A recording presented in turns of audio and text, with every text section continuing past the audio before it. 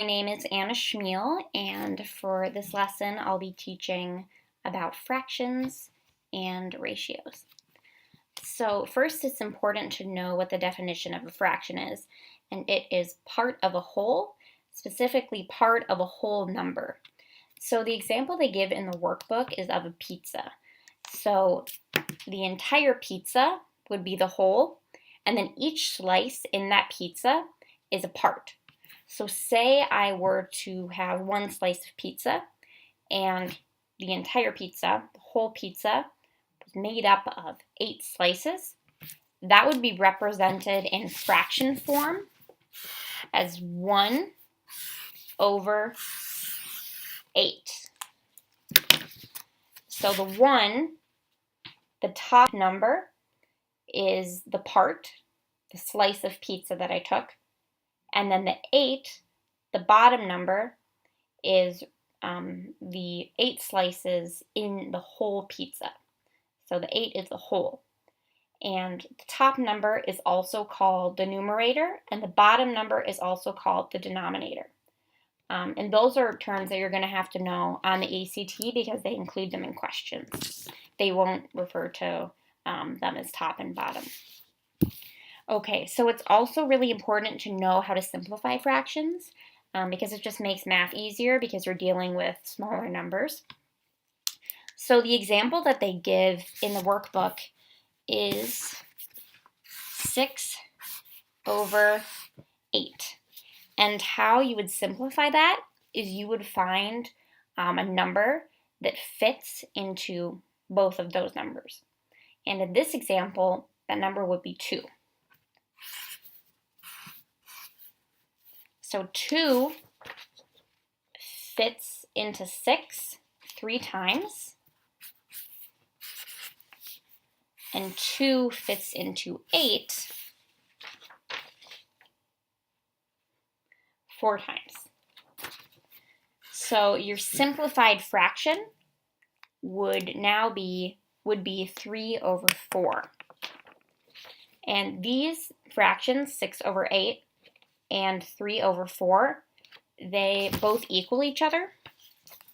They're both equal to the same amount, 75%, but they're just represented differently. And how I think of that is I think back to the pizza analogy.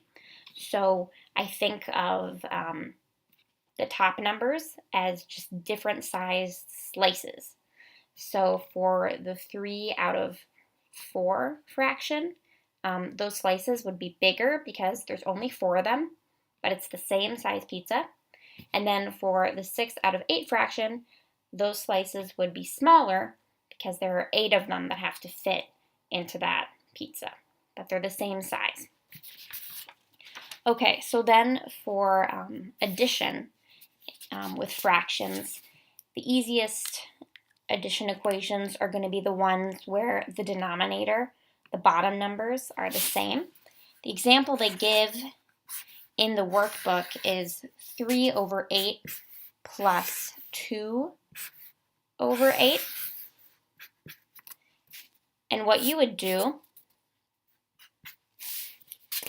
is you would only add the top numbers, not the bottom numbers.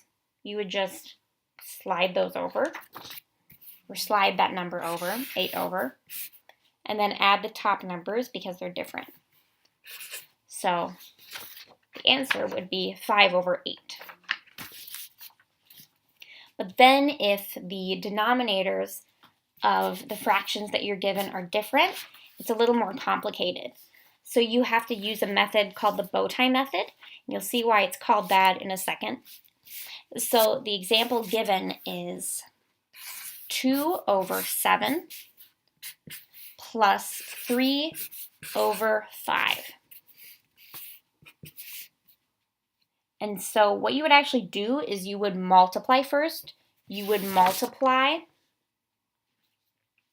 the first numerator with the second denominator and the second numerator with the first denominator. So diagonally. So you would multiply 5 by 2, which equals 10. And then you would multiply 7 by 3, which equals 21. And those numbers would replace the original numerators. And then you would add those two numbers together. So 10 plus 21 is 31. And then you would have to figure out what the denominator is.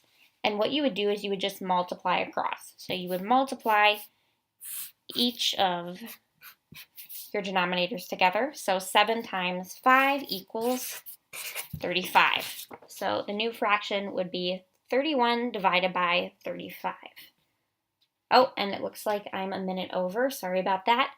I tried to condense it as much as possible. But I am looking forward to seeing you tomorrow, and thanks so much for listening. Okay, thanks.